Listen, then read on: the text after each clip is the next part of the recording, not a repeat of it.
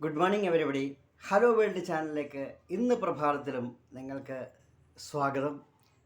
രാവിലെ എല്ലാവരും ചായ കുടിച്ച് കാണുമെന്ന് വിശ്വസിക്കുന്നു. ഒരു ചായയിലൂടെ നമുക്ക് ഇന്നത്തെ പ്രോഗ്രാംസ് തുടങ്ങാം. ഹലോ ഫ്രണ്ട്സ്, ഇന്ന് ഞാൻ ഒരു പ്രത്യേക വിഷയമാണ് നിങ്ങളോട് സംസാരിക്കുന്നത്. അതായത് അതിഥി സൽക്കാരത്തിനെ കുറിച്ച്. കേരളീയർ പൊതുവെ ആതിഥ്യ മര്യാദ ഉള്ളവരാണ്. അത് പഴയ കാലങ്ങളിലെ കാര്യമാണ് പറയുന്നത്. ഇപ്പോൾ ആതിഥ്യ മര്യാദയൊക്കെ കുറേയൊക്കെ നമ്മളിൽ നിന്നും മാറിഞ്ഞു പോയി. അപ്പോൾ എന്താ ഈ ഒരു അതിഥി എന്ന് പറഞ്ഞാൽ? അതിഥി എന്ന് പറഞ്ഞാൽ ഗസ്റ്റ്, സൽക്കാരം എന്ന് പറഞ്ഞാൽ ഹോസ്പിറ്റാലിറ്റി എന്ന് പറയും. ഇപ്പോൾ ഈ അതിഥി എന്ന വാക്കിൻ്റെ ഉത്ഭവം തിഥി എന്നൊരു വാക്കിൽ നിന്നാണ്. തിഥി എന്ന് പറഞ്ഞാൽ അത് സംസ്കൃതത്തിൽ നിന്നുണ്ടായതാണ്. അപ്പം മലയാളത്തിൽ പറയുകയാണെങ്കിൽ അതിനെ വിരുന്നുകാരൻ എന്ന് പറയും. അപ്പോൾ വിരുന്നുകാരൻ എന്ന് പറഞ്ഞാൽ ഒരു മാസത്തിലധികം താമസിക്കാത്തവൻ. നമ്മുടെ വീട്ടിൽ വന്നാൽ ഒരു മാസം അതിൽ കൂടുതൽ അയാൾ താമസിക്കത്തില്ല, പിന്നെ വന്നിട്ട് പോകുന്ന ആൾ. ഇതൊക്കെയാണ് ഈ അതിഥിയുടെ അർത്ഥം. അപ്പോൾ എന്താണ് ഞാൻ ഈ വിഷയത്തിനെ കുറിച്ച് പറയുന്നതെന്ന് പറഞ്ഞാൽ, ഈ ആതിഥ്യ മര്യാദയും അതായത് ഹോസ്പിറ്റാലിറ്റിയും ഈ അതിഥി സൽക്കാരമൊക്കെ ഇന്നത്തെ തലമുറ പാടെ മറന്നുപോയൊരവസ്ഥയാണ്.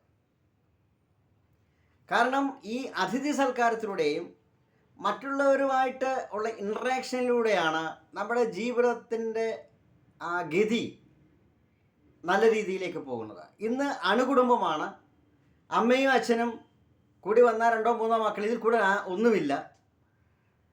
ബന്ധുക്കൾ കുറവ്, അവരുമായിട്ടുള്ള ബന്ധങ്ങളില്ല. അപ്പോൾ ഇങ്ങനെ അതിഥി സൽക്കാരമൊക്കെ കുറഞ്ഞു വന്നിരിക്കുന്ന ഒരവസ്ഥയാണ്. എന്നാൽ കേരളത്തിൽ തന്നെ പല സ്ഥലങ്ങളിലും ഇത് വളരെ വ്യക്തമായിട്ട് നമുക്ക് മനസ്സിലാക്കുന്ന ഒരു കാര്യം, ആതിഥ്യ മര്യാദ കൂടി വരുന്ന ഒരവസരമാണ് പല സ്ഥലങ്ങളിലും.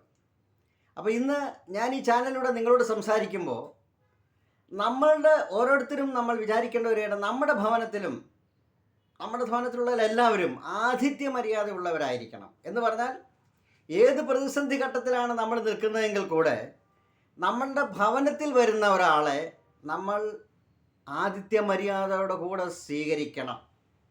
എങ്കിൽ മാത്രമേ നമ്മൾ എവിടെ ചെല്ലുന്നോ, ഏത് സ്ഥലങ്ങളിൽ ചെല്ലുന്നോ, ഏത് ഭവനത്തിൽ ചെല്ലുന്നോ, ഏത് രാജ്യങ്ങളിൽ ചെല്ലുന്നോ, അവിടെയും നമ്മൾക്കൊരു ആതിഥ്യ മര്യാദ ലഭിക്കുകയുള്ളൂ. ഈ ആതിഥ്യ മര്യാദയെക്കുറിച്ച് പറയുമ്പോൾ ഇത് വളരെയധികം വ്യാപിച്ചിരിക്കുന്ന ഒരു സംഭവമാണ്. കാരണം എനിക്കറിയാം, ഈ ആലപ്പുഴയിൽ നിന്ന് ചേർത്തലയ്ക്ക് പോകുന്ന വഴി ആ ബൈപ്പാസൊക്കെ കഴിഞ്ഞിട്ട് നമ്മൾ ആ ബീച്ച് സൈഡിലോട്ട് പോകുമ്പോൾ ഒരു വലിയൊരു പള്ളിയുണ്ട്, അർത്തിങ്കൽ പള്ളി എന്ന് പറയും. അവിടുത്തെ ഉത്സവങ്ങളൊക്കെ കഴിഞ്ഞു. ഞാനും അവിടെ പോയിട്ടുണ്ട്. അത് എൻ്റെ ഒരു ഫ്രണ്ട് എന്നെ വിളിച്ചതനുസരിച്ച് ഞാൻ അവിടെ പോയി. അവിടെ ആ ഉത്സവത്തിൻ്റെ ഒരു ദിവസം എന്ന് പറഞ്ഞാൽ ഗസ്റ്റിന് വേണ്ടി മാറ്റി വെച്ചിരിക്കുക, വിരുന്നുകാർക്ക് വേണ്ടി മാറ്റി വെച്ചിരിക്കുക. ഇതെനിക്കറിയാൻ പാടില്ലായിരുന്നു. അദ്ദേഹം എന്നെ വിളിച്ചു. അവിടെ നമ്മൾ ചെല്ലുമ്പോൾ ആ പള്ളിയുടെ ഒരു പ്രത്യേകത എന്ന് പറഞ്ഞാൽ, യേശു ക്രിസ്തുവിൻ്റെ ജനനം മുതൽ അദ്ദേഹത്തിൻ്റെ പുനരുത്ഥാനം വരെ ആ പള്ളിയിൽ ഇങ്ങനെ രൂപങ്ങൾ ഉണ്ടാക്കി വെച്ചിരിക്കുക. അത് കണ്ടു കഴിഞ്ഞാൽ ജീവൻ തുടിക്കുന്ന രൂപങ്ങളായിട്ട് നമുക്ക് കാണാം. ഇതൊക്കെ കഴിഞ്ഞ് ഏകദേശം 1/2 കിലോമീറ്റർ പോലും ഇല്ല അവരുടെ ആ ഭവനത്തിലെത്താൻ. എന്നാൽ അതിഭയങ്കരമായ തിരക്കാണ്. 1/2 മണിക്കൂർ 3/4 മണിക്കൂർ എടുത്തു ഞങ്ങൾക്ക് ആ ഭവനത്തിൽ ചെല്ലാൻ.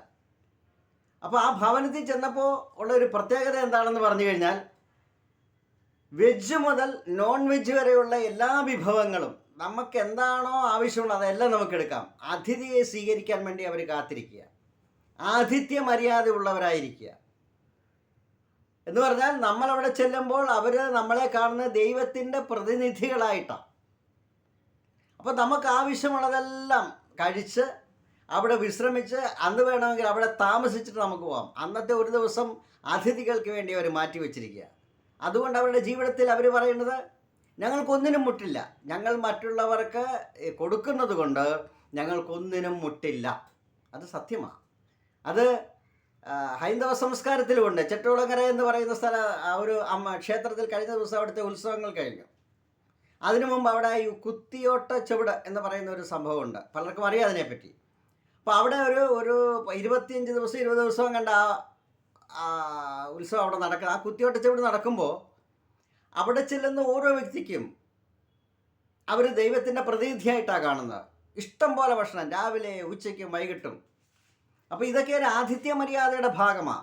അതുപോലെ തന്നെ മുസ്ലിം സഹോദരങ്ങൾ ഇപ്പോൾ നോയമ്പെടുക്കുന്നു. ഈ നോയമ്പെടുക്കുമ്പോൾ നമ്മുടെ ശരീര വ്രതശുദ്ധി വരുത്തുന്നതോടൊപ്പം തന്നെ ആ ദിവസങ്ങളിൽ നമ്മൾ മാറ്റിവെക്കാൻ പോകുന്ന സാമ്പത്തികം മറ്റുള്ളവർക്ക് കൊടുക്കുക, അതും ഒരു ആതിഥ്യ മര്യാദയുടെ ഭാഗമാണ്. അപ്പോൾ ഇങ്ങനെ ആതിഥ്യ മര്യാദ ഉള്ളവരായിരിക്കണം നമ്മൾ. ഇത് നമ്മുടെ കുഞ്ഞുങ്ങളെ നമ്മൾ പഠിപ്പിക്കണം. ഇപ്പം ഞാൻ ഓർക്കുന്നുണ്ട്, എൻ്റെ വീട്ടിൽ ഞാൻ 5ാം ക്ലാസ്സിലും 6ാം ക്ലാസ്സിലും ഒക്കെ പഠിച്ചുകൊണ്ടിരിക്കുന്ന സമയത്ത് ഞങ്ങൾ 7 പേരാണ്. പക്ഷേ എങ്കിലും 7 പേർക്ക് ആവശ്യമുള്ള ഭക്ഷണമെല്ലാം ഉണ്ടാക്കി കഴിഞ്ഞതിന് ശേഷം അവിടെ ദിവസവും ആരെങ്കിലും ഒക്കെ വരും വീട്ടിൽ. ഒരു ദിവസം ഞാൻ നോക്കിയപ്പോൾ ഒരു കുഷ്ഠരോഗി വന്നിരിക്കുക. അദ്ദേഹം ഒരു ഞായറാഴ്ചയോ എങ്ങനെയാ വന്നത്. അദ്ദേഹത്തിന് അമ്മ ആവശ്യമുള്ള ഭക്ഷണം കൊടുത്തു. ആ ഭക്ഷണം കഴിച്ചു കഴിഞ്ഞപ്പോൾ അദ്ദേഹത്തിൻ്റെ മുഖത്ത് നോക്കുമ്പോൾ ഉള്ള ആ ഒരു സന്തോഷമുണ്ടല്ലോ, ഒരു പൈസയും അദ്ദേഹത്തിന് വേണ്ട. പിന്നീട് ഓൾട്ടർനേറ്റീവ് ഡേയ്സിൽ, അതായത് ഏതെങ്കിലുമൊക്കെ ദിവസങ്ങൾ അദ്ദേഹം വന്ന് അവിടെ ഇരിക്കും മുറ്റത്ത്. അമ്മ കൊണ്ടുപോയി ആഹാരം കൊടുക്കും. ആ സമയത്ത് എന്താണോ ഉള്ളത് അത് കൊടുക്കും, അത് കഴിച്ചിട്ട് പോകും. പിന്നീട് ഇങ്ങനെ ആൾക്കാർ വരും. പക്ഷേ ഇതിൻ്റെ ഒരു ഗുണം എന്താണെന്ന് പറയാം, നമ്മുടെ ഭവനത്തിൽ ഒന്നിനും മുട്ടുണ്ടാകത്തില്ല, ഒന്നിനും ഒരു കുറവുണ്ടാകത്തില്ല. നമ്മൾ മറ്റുള്ളവർക്ക് ദാനം ചെയ്യുമ്പോൾ, കൊടുക്കുമ്പോൾ ആ നമ്മുടെ ഭവനങ്ങളിൽ നിറകുടമായിട്ട് മാറും.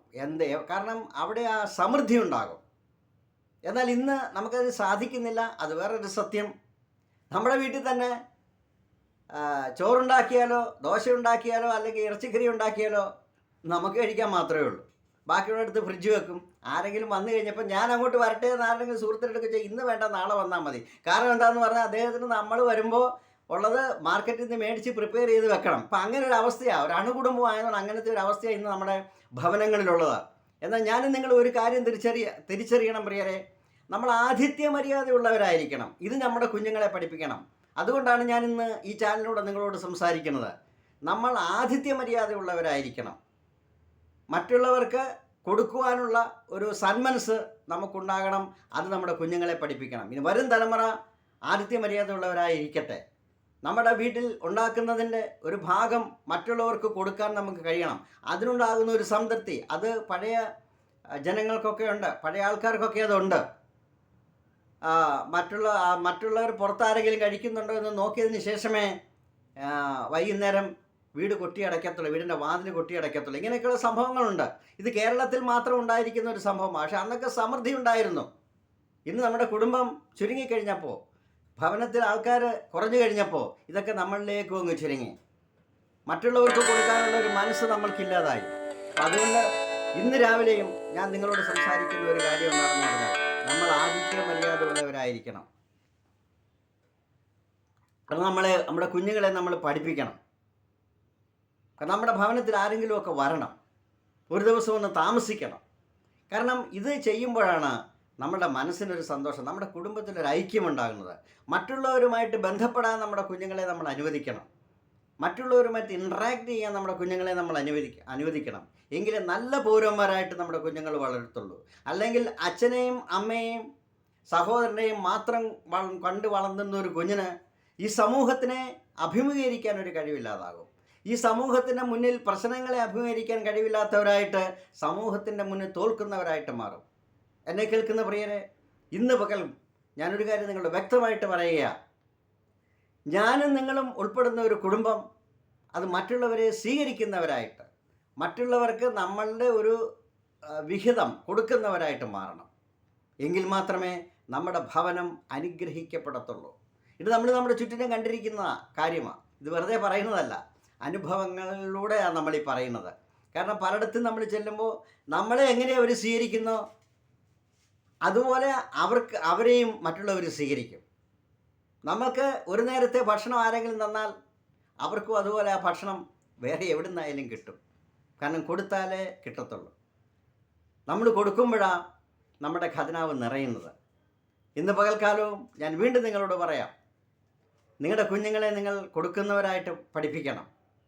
നിങ്ങളുടെ കുഞ്ഞുങ്ങളെ നിങ്ങൾ ഉള്ളതിൽ നിന്ന് മറ്റുള്ളവർക്ക് ദാനം ചെയ്യുന്നവരായിട്ട് പഠിപ്പിക്കണം. എങ്കിൽ മാത്രമേ ആ തലമുറ ഉന്നതിയിലേക്ക് നീങ്ങത്തുള്ളൂ. ഇന്നത്തെ ദിവസം നിങ്ങൾക്കൊരു അനുഗ്രഹമായി മാറട്ടെ. ഞാനീ പറഞ്ഞ കാര്യങ്ങൾ നിങ്ങളുടെ കുഞ്ഞുങ്ങളുടെ അനുഗ്രഹത്തിന് വേണ്ടിയുള്ള, നിങ്ങളുടെ കുടുംബത്തിൻ്റെ അനുഗ്രഹത്തിന് വേണ്ടിയുള്ളതാണ്. ഞാനും നിങ്ങളും വസിക്കുന്ന ഈ സമൂഹം അനുഗ്രഹമുള്ളതായിട്ട് മാറണം. എൻ്റെ ജീവിതം അനുഗ്രഹിക്കപ്പെട്ടാലേ മറ്റുള്ളവരും അനുഗ്രഹിക്കപ്പെടും. നമ്മൾ സാധാരണ പറയാറില്ലേ, എൻ്റെ കൂട്ടുകാരൊക്കെ ദാരിദ്ര്യമുള്ളവരായിരുന്നാൽ എനിക്കെന്താ പ്രയോജനം? അപ്പം നമ്മുടെ കൂടെയുള്ളവരൊക്കെ സമ്പന്നരായിട്ട് മാറണം എന്നായിരിക്കണം നമ്മളുടെ ആഗ്രഹം. എങ്കിൽ മാത്രമേ നമ്മളും സമ്പന്നയുള്ളവരായിട്ട് മാറത്തുള്ളൂ. നമ്മുടെ കൂടെയുള്ളവർ അനുഗ്രഹിക്കപ്പെട്ടവരായിട്ട് മാറണം. എങ്കിൽ മാത്രമേ നമ്മളും അനുഗ്രഹിക്കപ്പെടത്തുള്ളൂ. ഇന്നത്തെ ദിവസം നിങ്ങൾക്കൊരു അനുഗ്രഹമായി മാറട്ടെ. ഇന്നത്തെ പ്രഭാതത്തിൽ നമ്മൾ ജോലിക്കിറങ്ങുമ്പോൾ ഇതെല്ലാം നമ്മുടെ മനസ്സിൽ നിൽക്കണം. മറ്റുള്ളവരോട് ഉള്ള വിദ്വേഷമൊക്കെ ഇന്ന് രാവിലെ മാറ്റിവെക്കണം. ഇന്നലെ വൈകുന്നേരമൊക്കെ പലരോടും നമ്മൾ ക്ഷോഭിച്ചിട്ടുണ്ട്. അതെല്ലാം ഇന്ന് പകൽ നമ്മുടെ മനസ്സിലുണ്ടായിരിക്കരുത്. ഇന്ന് അവരെ കാണുമ്പോൾ ഒന്ന് വിഷ് ചെയ്യാനും അവരോടൊന്ന് സംസാരിക്കാനും എന്തൊക്കെയുണ്ട് വിശേഷങ്ങൾ ചോദിക്കാനുള്ള ഒരു മനസ്സ് നമ്മുടെ ഉള്ളിൽ വേണം. അതുകൊണ്ട് അതെങ്ങനെയാണ് ഉണ്ടാകുന്നതെന്നറിയാമോ? ഞാൻ നേരത്തെ പറഞ്ഞതുപോലെ നമ്മുടെ ഉള്ളിലുള്ള ഒരു മനുഷ്യനുണ്ട്. നമ്മുടെ ഉള്ളിൽ ഉള്ള ഒരു മനുഷ്യൻ എന്ന് പറഞ്ഞാൽ അദ്ദേഹം ഈ സ്നേഹത്തിന് വേണ്ടി ആഗ്രഹിക്കുന്ന, നമ്മളുടെ മനസ്സിലിങ്ങനെ കുറ്റബോധങ്ങളോ അല്ലെങ്കിൽ നമ്മുടെ മനസ്സിൽ സ്നേഹക്കുറവ് ഉണ്ടാകാൻ അദ്ദേഹം ആഗ്രഹിക്കുന്നില്ല. അപ്പോൾ നമ്മുടെ അകത്തെ മനുഷ്യനെ നമ്മൾ ബലപ്പെടുത്തണം. രാവിലെ ജോലിയിലേക്ക് ഇറങ്ങുന്നതിന് മുമ്പ് ഒരു നിമിഷം ഒന്ന് പ്രാർത്ഥിച്ചേ, എൻ്റെ അകത്തെ മനുഷ്യനൊന്ന് ബലപ്പെടട്ടെ. എനിക്ക് മറ്റുള്ളവരോട് സ്നേഹമേ ഉള്ളൂ, ആരോടും എനിക്ക് വിരോധമില്ല. ഇങ്ങനെ ഉദ്ദേശിച്ചുകൊണ്ട് തന്നെ നിങ്ങളുടെ ജോലിയിലേക്കൊന്ന് ഇറങ്ങിയാട്ടെ. നിങ്ങൾ അനുഗ്രഹിക്കപ്പെടും. സമ്പത്തൊക്കെ നിങ്ങളുടെ കൈകളിലേക്ക് വന്നു ചേരുമെന്നേ. ഇന്ന് സാമ്പത്തിക വിഷയങ്ങളെക്കുറിച്ച് നിങ്ങൾ ഓർത്ത് ദുഃഖിക്കരുത്. മറ്റുള്ളവർക്ക് സാമ്പത്തികം ഉണ്ടായിക്കോട്ടെ, ഇത് ആരുടെയും കുത്തകയൊന്നുമല്ല.